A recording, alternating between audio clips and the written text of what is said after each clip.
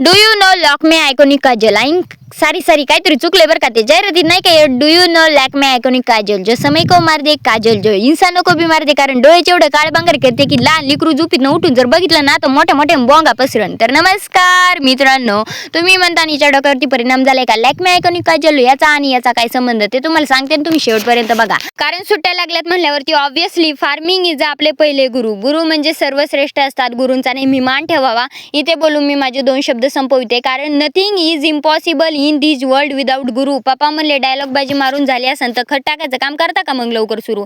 कंपनीने बांधलेल्या इंटरनॅशनल क्वालिटीच्या गोण्या सोडण्यासाठी आमचा पूर्ण 2.5 तास घ्यायला गेला. खताच्या गोण्या येत आणि काय पालत्या पडत होत्या का एवढ्या पॅकुनी गोण्या बांधत असे का त्यातच निमा टाइम गेला ना आमचा निघून. खताच्या गोण्या उघडल्यानंतर प्रत्येक खताची चाचणी केल्यानंतर म्हणलं आपतेचं कर लॅक्मेचं काजल तिकडं डोळे काळ करायचं सोडून इकडं आमचं वावर काळ करायला आले का. खताचे कसले पण प्रकार निघायला लागले लाल नारंगी काळा पिवळा म्हणलं अवघडे बाबा. आता खत टाकल्यानंतर आपला हात एकदम ग्रीसने रंगल्यासारखा झाला होता. त्याच्यामुळे खत टाकून झाल्यानंतर आपण घराच्या दिशेने निघालो होतो गाईज.